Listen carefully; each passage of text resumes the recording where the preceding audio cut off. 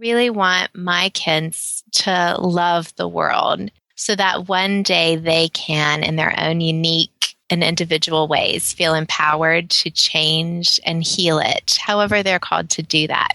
That was Jamie Martin, author of the brand new book, Give Your Child the World, Raising Globally Minded Kids One Book at a Time. And today we're taking on what it means to give our kids the world right from our cozy living rooms. Stay tuned.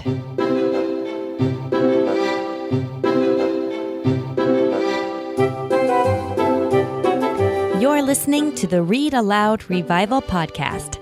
This is the podcast that inspires you to build your family culture around books.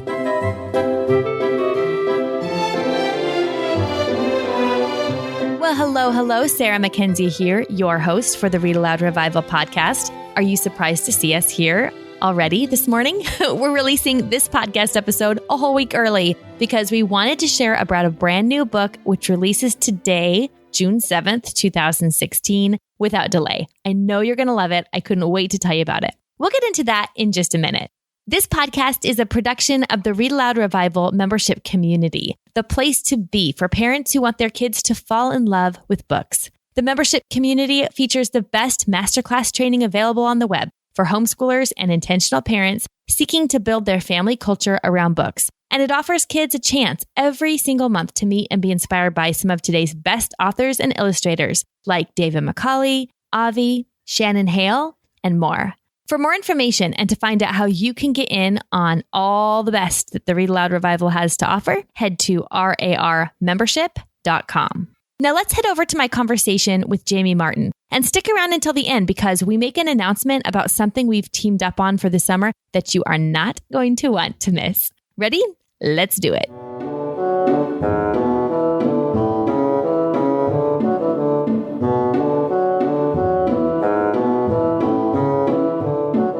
Jamie Martin jokes that her family is sort of like a mini United Nations. She met her British husband, Steve, more than 20 years ago in England, and together they're the parents to a biological son as well as 2 adopted children. So her 3 kids were born on 3 different continents. With that kind of background, plus a love for travel, it's sort of a natural fit that Jamie would be interested in literature from around the world. But as you'll hear today, rich literature is one of the main things that brought Jamie's family together when she was a mom of 3 littles and just beginning to navigate homeschooling. You might know Jamie best as the editor of the very popular Simple Homeschool website, which you can find at simplehomeschool.net, or for one of her many books, including Steady Days, A Journey Toward Intentional Professional Motherhood. But she's here today to talk about a new book very special to her heart. Give Your Child the World, Raising Globally Minded Kids One Book at a Time is a project 5 years in the making. It's a lovingly curated collection of book suggestions for parents, teachers, and caregivers that combines history, literature, even geography into one beautiful volume. Think Honey for a Child's Heart written from a global perspective. It's also the tale of Jamie's family, how they all met, and how stories have continued to bring them closer as a family. Jamie, thank you so much for joining me today on the show. Oh my gosh, Sarah, thank you. That was such a great introduction. Yay. Well, I would love to have you introduce more about your kids and your husband and your family life to our listeners. Sure, I would love to do that. My husband, Steve, and I have been married for almost 18 years now. And like you said, we have 3 children. Jonathan is our biological son who joined our family first, and he's now 11. Then came our son, Elijah, who we adopted from Liberia, West Africa. And he is also currently 11. Technically, Jonathan is 6 months older, but for half the year, they're the same age. And then fun. The third child to join our family was our daughter, Trishna, from India, who was the 3rd child to join us, but she actually became our oldest child when she came home at the age of 4. And by the time this podcast goes up, she will have just turned 13, which is pretty wild. We live in Newtown, Connecticut, a gorgeous little town in the countryside. And right now we rent a nearly 200-year-old farmhouse on 5 acres, and we just love it out here. I didn't realize that you lived on a farmhouse, I guess. No, you didn't? No. Oh, wow. Yeah, I don't know how I missed that. Yes, we love it out here. It's so beautiful, peaceful, just perfect for us. As far as work goes, Steve is the CEO of an organization called Love 146, which works toward the abolition of child trafficking and exploitation around the globe. And my work like you mentioned, aside from homeschooling the kids, is as the writer and editor of the blog simplehomeschool.net, and then author of a few books, including Give Your Child the World, which is what we're here to chat about today. And it seems crazy to think that when listeners are downloading this episode, they'll actually be able to get their hands on the book. I know, so exciting. I've got my hands on my galley copy right here. Oh, you do? Yeah. Yeah, it's just been so long in the making. So this is really special. So for our listeners, Jamie was on the show once before, way back in season 2. She was on episode 11. We talked about using the library without losing your mind. So if you are interested in hearing that episode with Jamie and finding out some tricks and tactics for making use of your public library without, absolutely going crazy with all the struggles that go along with that, head to readaloudrevival.com and look for episode 11. It's right there with all the other podcasts from season 2.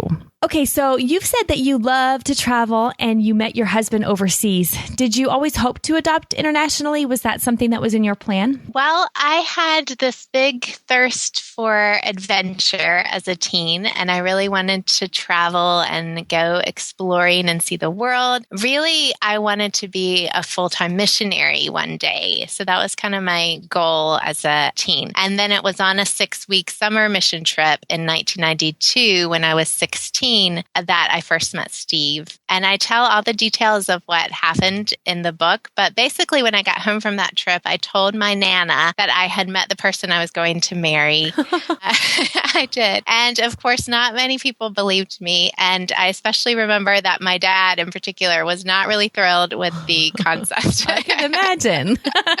But 6 years later, we were there at the altar getting married. And we didn't really have any plans to adopt back then. So it wasn't kind of this huge vision all the way from the beginning. Really, it came about later after we had had Jonathan and were plunged into that beautiful, sleep-deprived, crazy transition that first-time parents go through. And I think God kind of used that process and really used our new baby boy to touch our hearts. And it just led us to think of all the children in the world who didn't have someone to do for them what we were doing for Jonathan. So that's what initially led us to start exploring adoption. And when you adopted pretty close together. Is that right? That's right. The kids are all very close in age. So there's less than 22 months apart, so less than 2 years. And then we added them all to the family in less than 3 years. So Jonathan was born in 2004, then Elijah 2005 came to us, and Trishna in 2007. Wow. So by 2007, you had 3 kids who were 4 and under. Did I do that math right? That's right. 4, 3, and 2. Wow. Yeah. Yeah.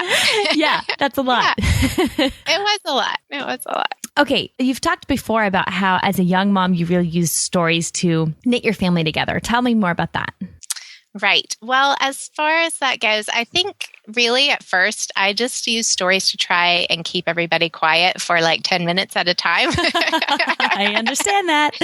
Yes. I'm not sure it really started out as this kind of lofty goal, but just purely practical one of kind of how can we pass this short unit of time? But as a lifelong book lover, it felt really natural to me to turn to books and to want to share them with the kids. Like you say, to build our family culture and our days at home around these stories that could provide key anchors that we could kind of count on at certain times in the day. But then as the kids got a little bit older and we weren't in quite so much survival mode, I started to want to use books to connect us with these different cultures that were going to be a part of our lives forever. And since we couldn't travel then, I mean, the kids were too young, we didn't have the money, it wasn't like we could go on major explorations. We needed a way to add that cultural dimension to our lives. And I found that we could easily do that using books. So that's really where it all started.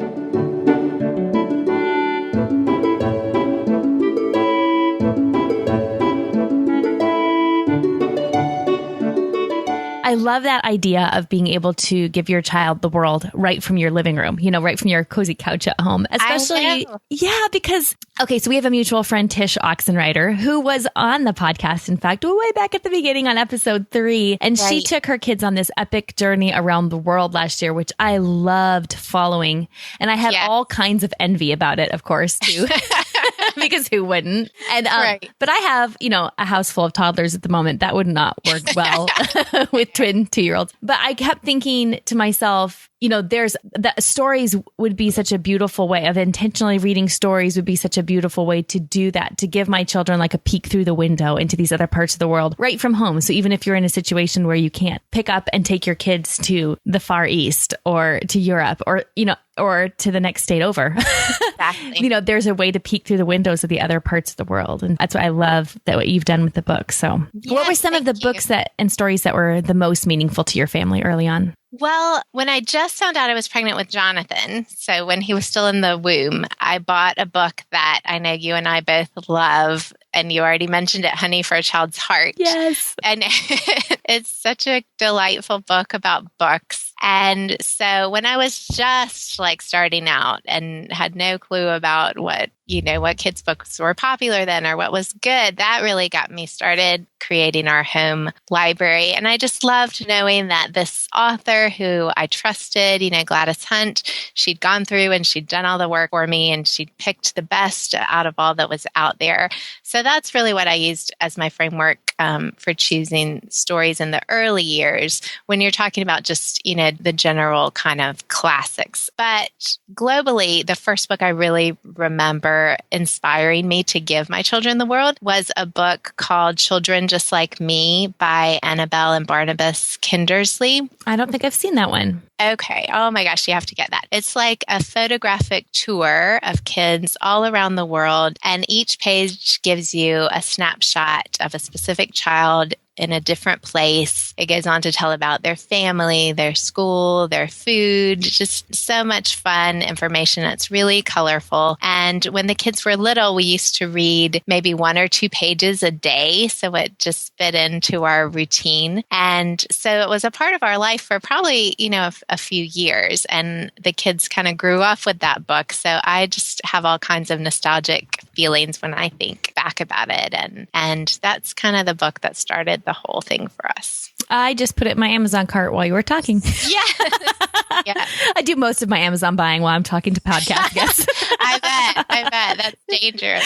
Yeah. My husband should probably start confiscating locking down the Amazon account when I hop on the microphone. That's so funny. Yeah. So I love that you call your family a mini United Nations. I mean, it just cracks me up. How do you celebrate the many traditions and heritages and cultural backgrounds that you have right under your own roof? Well, we've kind of added different things over the years, but the one practice that has been a constant for us is celebrating these cultural days that we do to honor our family members and all the places that we come from. So we celebrate Trishna India Day and Elijah Liberia Day. Those are on the anniversary of the days when we first met them. And we also have England Day, which is on Steve's birthday. And we celebrate America Day. We call it on Jonathan's half birthday, which technically I'm supposed to share, but I don't usually get much credit that day.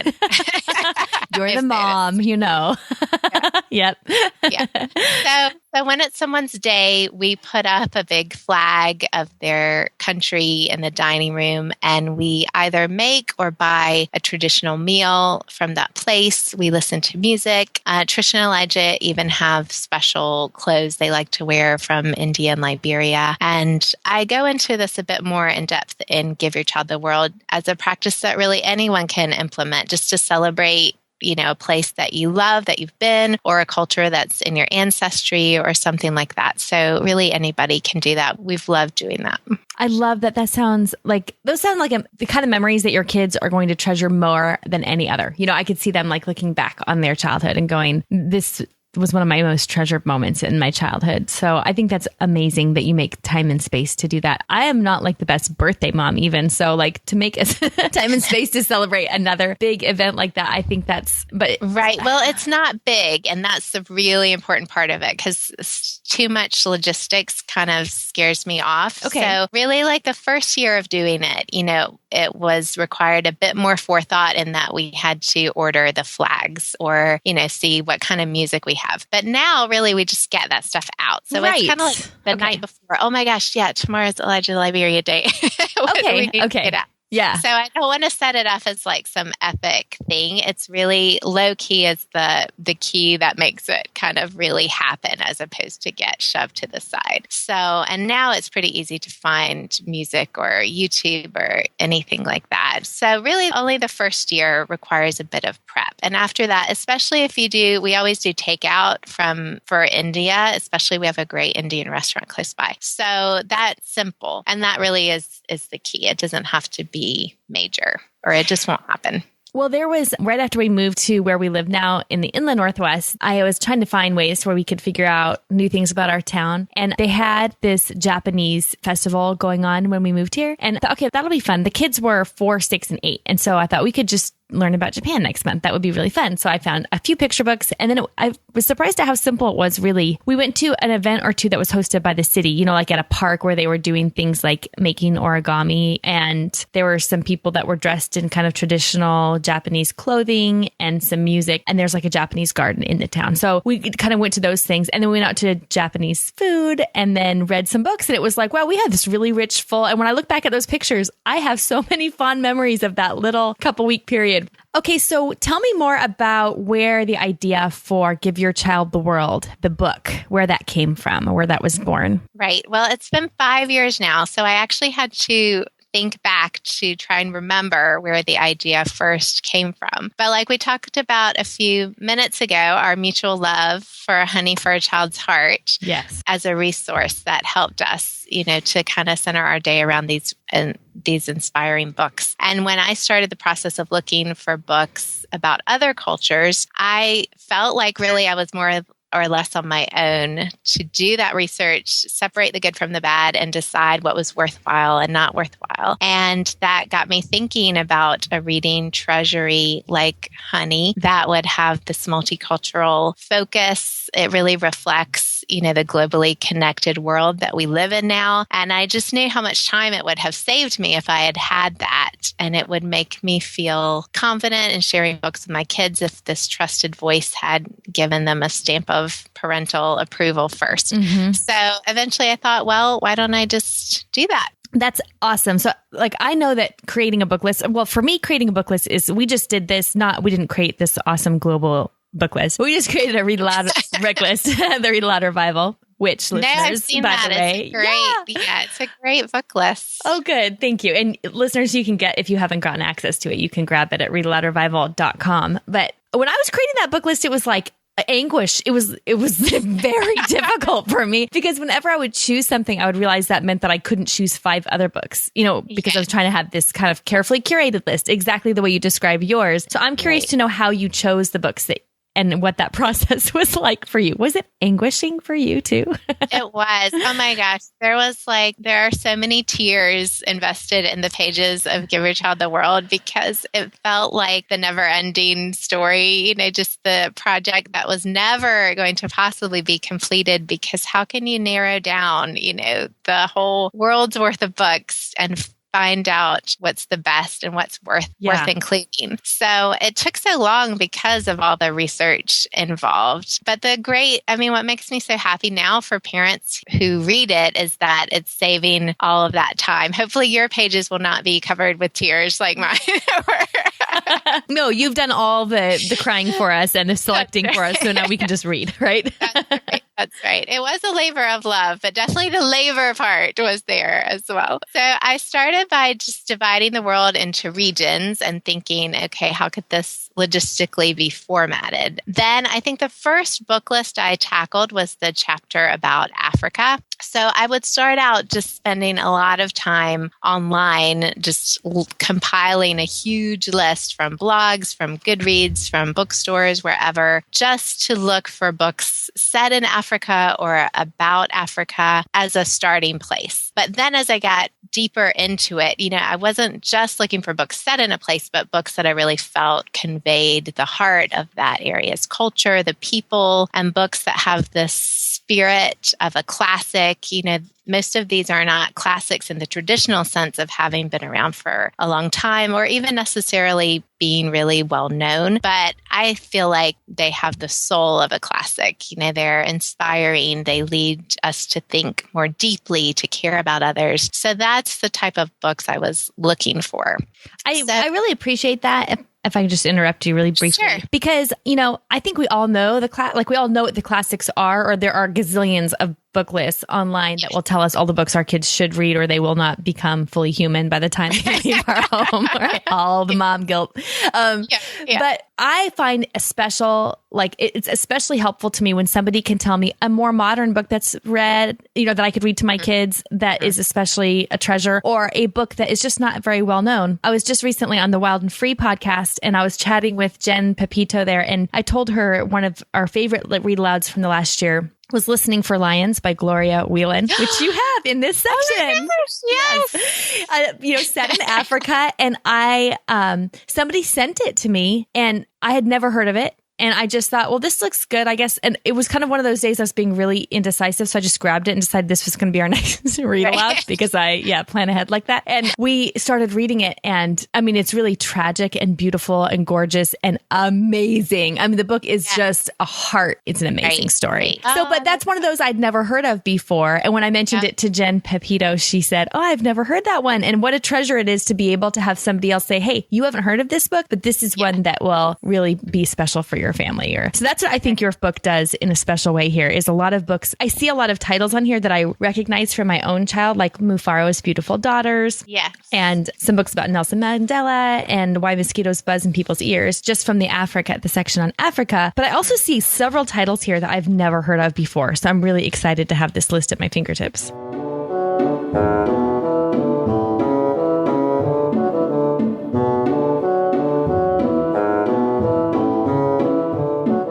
Yeah, after the initial research, when I had this substantial list of titles to kind of consider, I actually requested all the picture books I could possibly get my hands on from that list from my interlibrary loan program, which actually, halfway through the year, there was like a statewide threat that they were going to cut interlibrary loan. And I think it has a lot to do with my oh no, my overuse of interlibrary loan. But thankfully that did not happen. Oh, good. So I owe major kudos to the librarians here in Newtown who helped me with all of that and never complained. So I tried to read all of the picture books myself, at least as much as was possible. And then I would just start to cull through the list of choosing what I felt like was the best. And I actually tried at first to read the chapter books too, just because I love books and I wanted to. But eventually I had to accept that it was going to take me 10 years to write Give Your Child the World instead of 5 if I kept doing that. So instead, I tried to discipline myself to just read excerpts online and then also really rely on professional reviews from places like Publishers Weekly and School Library Journal and Booklist and that kind of thing. Yeah, that's helpful. When I was putting together my book list, I realized we can't have a fantasy section if I have to read them all myself because I have not read very much fantasy. And I had the list I had that I was pretty sure was, that I had pretty much curated from people I trust would take me like probably years to get through, like realistically, is with all my other reading. And so I realized I just needed to have some people that I really trusted and who loved fantasy. And so like Carolyn Lalaglu, who is on the podcast on episode 41, was a huge help to me. And some other people just were a really big help to me as trying to figure out, okay, I can't actually read all of these, but I know that there's other people who we can all kind of band together and help each other find the best books. So it sounds like that's what you did with this. Yes, definitely. So tell us a bit about what you mean when you say the tagline for the book is raising globally minded kids one book at a time. What do you mean when you say raising globally minded kids? What do you think that does? Well, when I think about that, I realize I really want my kids to love the world so that one day they can, in their own unique and individual ways, feel empowered to change and heal it, however they're called to do that. So for me, that's what I really mean when I say globally minded. I feel like we see that little children start out with this natural love for the world, exploring everything. Everything is fascinating. And yet that so often changes as we get older and become more consumed with ourselves, with our own problems. And we can lose that sense of wonder that once came so naturally. At the same time, we kind of live like never before in this era when the world is literally at our doorstep because of news and social media. We are always connected to any corner of the planet, and not always in a good way either, because the news often focuses on the negative things going on. And I feel like, that can lead to this fear of the world instead of this curiosity, that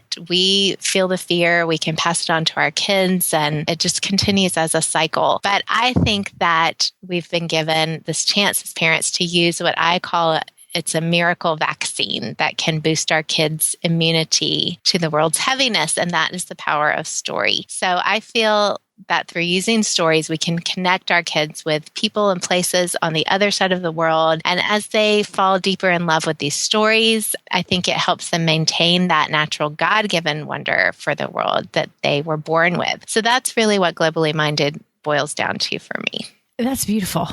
Thank you. It really is beautiful coming from you because of the work that your husband and you do with Love 146 and all over the world. And so it feels to me like an incarnation of the book itself is like a way that families can actually put boots on the ground and help make the world a better place right from their own living room. Yes, I think so, because it gives us a chance to become that sort of person. It changes our perspective, and our perspective changes everything, because then it changes the way that we act. It changes our calling and what we feel led to do, what we feel capable of doing. So when I talk in Give Your Child the World about our kids being world changers, I don't necessarily mean that they're going to be the next Nelson Mandela or something lofty like that. What I mean is that through our love for the world, we can deepen our compassion, which naturally leads us to act out of love. And that naturally changes the world. So we all have the ability to be world changers and to raise world changers. And that's what I hope Give Your Child the World does for parents, is to just make it easy for them to feel like, you know what?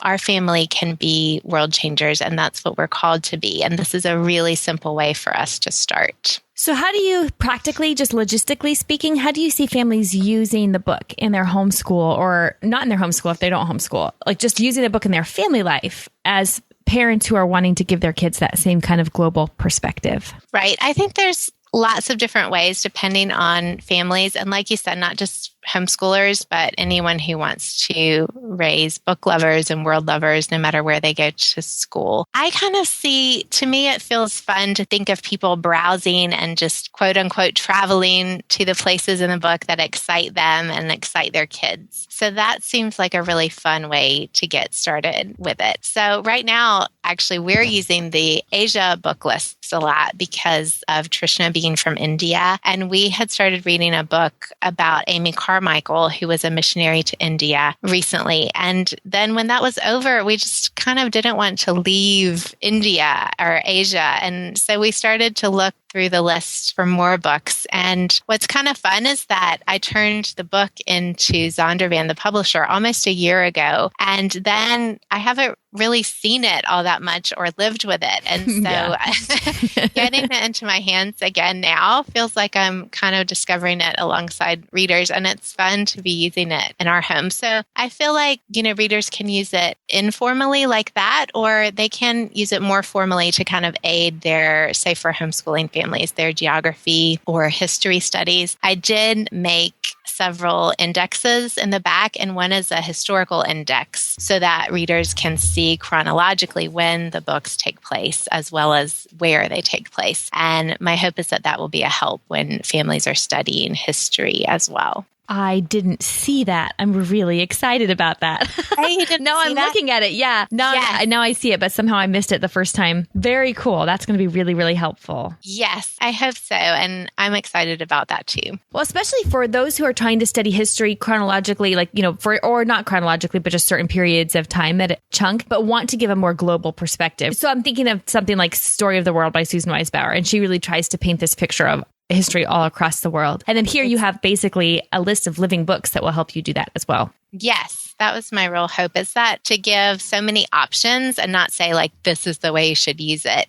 but to make it simple and then readers can take it from there. Okay, so a little bird told me that I should ask you about a very special endorsement that you've received for the book. So tell us about that. Oh my gosh. Well, I will try to tell you, but there's a chance that I might go all fangirl on you and just take over and gush on and on for the rest of the podcast. So you'll have to stop me if I do. Okay. Well, I usually do not get all crazy about celebrities. It's just not my thing. But this is an exception because basically there's one person that I've just always wanted to meet and have the chance to thank them for their work that's meant so much to me. I really see this person as being partially responsible for the fact that I am a reader and a book lover today. And that is LeVar Burton from Reading Rainbow. I love LeVar Burton. Oh my goodness. Oh my gosh. I know. Who doesn't love LeVar Burton? So the crazy continues in that not only did I have the chance to meet and thank him just a couple months ago, but I was also able to give him an early review copy of Give Your Child the World. And amazingly, he offered to endorse the book, which in just all my imagination, I could not think of a more fabulous match for this book than his endorsement. So he called Give Your Child the World an invaluable resource for any and everyone who has children in their lives. Oh my gosh, that's amazing. You must have been doing somersaults when you got that back. Oh my gosh. You know what? I was at Panera Bread when I got it, and a guy who was like working there, he came around the corner at the very moment, and he actually came up to me to ask if I was okay. You're like, okay, do you know who LeVar Burton is? Oh my gosh, did you watch the Reading Rainbow? And oh my goodness, you should see what he just said about my book. Yeah.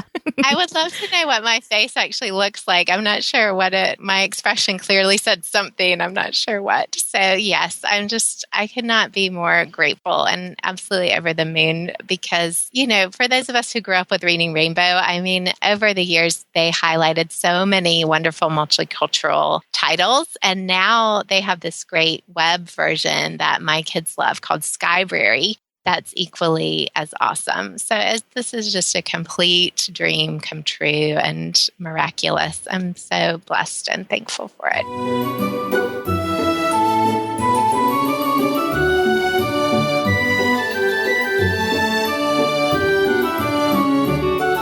Well, we will link to the work of LeVar Burton and Reading Rainbow in the show notes and the Skybrary, and you're definitely going to want to check up. If you haven't heard of or been kind of in touch with Reading Rainbow since you were a child, I'm sure you all were in touch when you were a child, right? Yeah. Then check out what they're doing now because LeVar Burton and the people at Reading Rainbow are really doing some amazing things today. So for our kids, our generation of kids. Yeah, that's right. Totally. Okay, so out of all those books that you poured all this love and blood and sweat and tears into when you were researching to write this book, are there any that stand out especially as favorites? That's not really a fair question, Sarah. I know.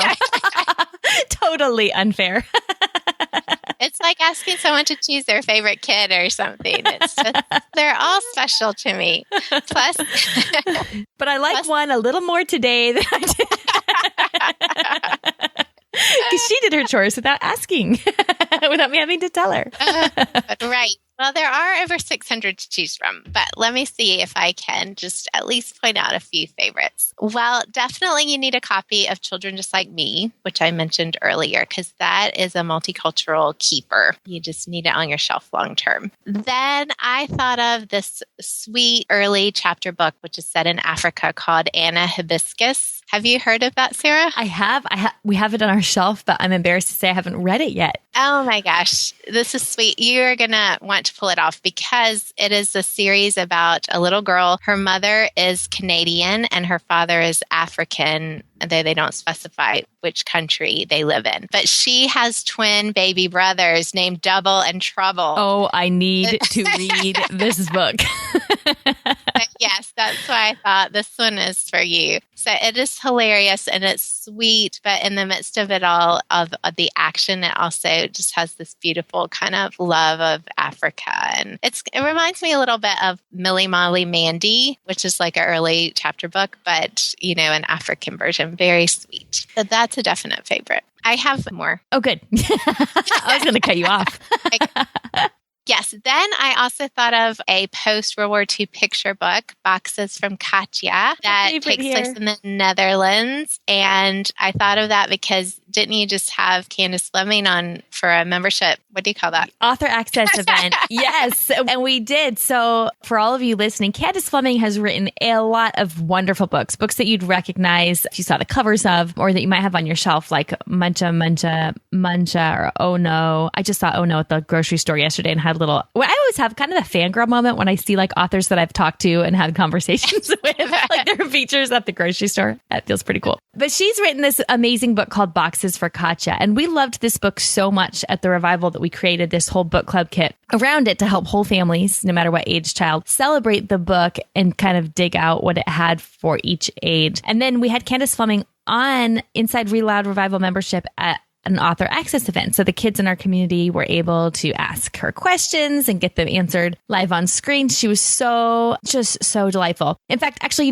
I will pull out the portion of that author access event where she's reading aloud Boxes for Katja, and we'll put it in the show notes so that you can all watch her reading the book, because it's a really sweet book. Great. Yeah. So if you want to watch that, if you want to see Candace Fleming reading Boxes for Katja, head to readaloudrevival.com and look for episode 48. So Rickshaw Girl is a book that we just recently finished as a read aloud, and it is set in Bangladesh. We really enjoyed this. It's a perfect pick for ages 8 to 10 and maybe even upwards, because we just finished reading it a couple of weeks ago. It just tackles a lot of really thoughtful questions about poverty, and we really enjoyed that, the kids and I did. So then the last one I wanted to make sure I mentioned is the series Audrey of the Outback, which is kind of like Australia's Pippi Longstocking meets Ramona Quimby. Oh my, that sounds fantastic. I have an Audrey too, so I might have to get that one. Great. So yeah, that's definitely another one to love. Oh, these make me so happy. Yeah, I'm over here just clicking away on Amazon.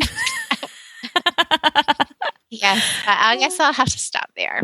You better, because otherwise my card's about to explode. Okay, well, I'm really excited to tell everybody about a project that you and I have teamed up to make happen this summer. It's the Read the World Summer Book Club. And it's basically a really simple way for parents to give their kids a global tour through literature all this summer. Well, do you want to talk a little bit about what that's going to look like? Yes, I'm so excited. It's going to just take your kids all around the world, right from your living rooms, and be interactive. And there'll be prizes and downloads and videos, and just it will be really fun. So we'll be sharing all the specifics of that next week after this podcast airs. And you can come to simplehomeschool.net on Monday, June 13th, or readaloudrevival.com and find out all the details. Yep, exactly. We'll have all the details posted June 13th, and then the actual book club begins June 27th. So I'll give you a little bit of time you don't need to do a lot of prep, just to collect a couple of books and kind of get your bearings on what that's going to look like. Yes. And if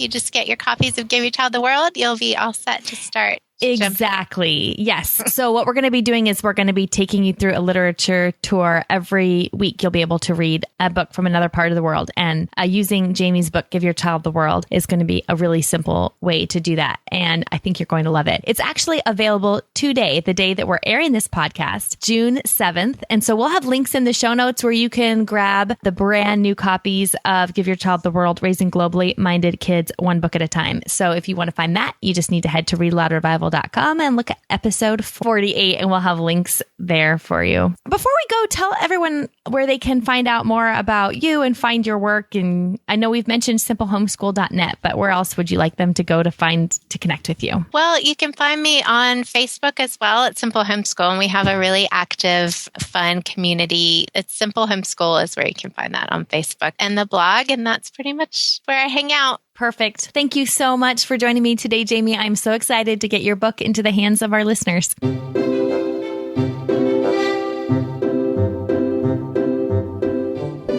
Now it's time for Let the Kids Speak. This is my favorite part of the podcast, where kids tell us about their favorite stories that have been read aloud to them.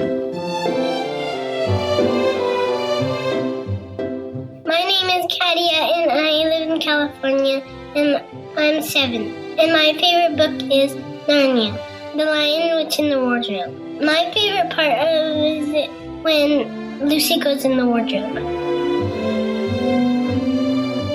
I'm Madison Rogers. I live in California, and I'm 10 years old. I like The Lion, Witch, and the Wardrobe. And I like when the kids and the beavers have to run away from the witch's wolves. And Mrs. Beaver says, "I'm pretty sure my sewing machine is too heavy to bring along." My name is Zoe, and I live in Missouri. My favorite book is Nearly Bedelia, and my favorite part about it is she tries to put Mrs. Rogers' coffee mixed with cereal together. Hi, my name is Lydia. I am 6.5 years old. I live in Indianapolis, Indiana. My favorite read-alouds was Begin. It's the first in the Growly Bear books. I like it because it's an adventure and a mystery. Hi, my name is Aaron. I'm 8.5 years old. I live in Indianapolis, Indiana. My favorite read aloud my dad read to me was Harry Potter and the Chamber of Secrets because it's magical and has monsters like a giant basilisk. My name is Nora, and I live in Alberta, Canada. I'm 7 years old, and my favorite book is Matilda by Roald Dahl. And my favorite part about it is when Matilda uses her brain power to make the chalk on the chalkboard at school write by itself. G'day, my name is Riley, and I am 11 years old. I live in Newcastle, Australia. My favourite read-aloud is the Most Prince in Exile series by Carol Wilkinson. It is set in ancient Egypt. I like it because it is full of adventure. Hello everybody, my name is Trishna Martin, and when this podcast releases, I'll be 13. I live in Connecticut with my family. One of the best things about it is that my mom, she wrote Give Your Child the World, which is pretty awesome, and I heard it's very popular. One of my favorite books that I've been reading was called Boys Without Names. This book takes place in India, which is my home country. One of the things that I learned from it was that many people in India live in poverty, and that makes me think that one day when I grow up, I would like to help those people. If you want to learn more about India, you can look up Boys Without Names and Give Your Child the World. Thank you. Goodbye. Hi, I'm Elijah Martin, and I'm 11. My mom wrote this book called Give Your Child the World, and my favorite book from Give Your Child the World is about the year of the panda. It's about this boy named Yuri. He found this panda in the woods. If you like animals, I can guarantee you like this book. It's from China. Hello, my name is Jonathan Martin, and I live in Connecticut, and I'm 11. My mom wrote Give Your Child the World, which is a wonderful resource for mothers all around the world. My favorite book from Give Your Child the World is The Unfinished Angel. It takes place in Switzerland. I think you'll enjoy this book because I know I did. Bye! Wonderful, kids. Oh my goodness. So many books right out of Give Your Child the World this time. That's really fun. Love hearing about books from all different parts of the world. And I loved all of your recommendations. We absolutely love hearing from the kids in our community. So if your kids haven't had a chance yet, head to readaloudrevival.com, scroll to the bottom of the page, and have them leave us a message about a book that they have loved. It doesn't have to be a perfect message. They can stutter and stumble and anything else, leave big long pauses or say the same thing over and over again. We love hearing from them, and we would love to feature them on the Read Aloud Revival. Remember that the brand new free Read the World Summer Book Club starts June 27th. But you're going to want to grab Jamie's brand new book, Give Your Child the World, right now so that you are ready for it. We'll have a link to her book in the show notes, of course, or you can head straight to Amazon or your favorite local bookshop to get it. Now, that's it for Season 8. This episode wraps up our podcast for the school year. We'll be taking a little break for the summer. That should give you a chance to, listen to any podcast episodes you might have missed. And we'll be back with the first episode of Season 9, a brand new season at the Read Aloud Revival, in August. We have a ton going on all summer long. Make sure you're getting in on the fun by heading to readaloudrevival.com and popping your email into the page there so you don't miss out on any of the goodness happening during the summer months. Until next time, go build your family culture around books.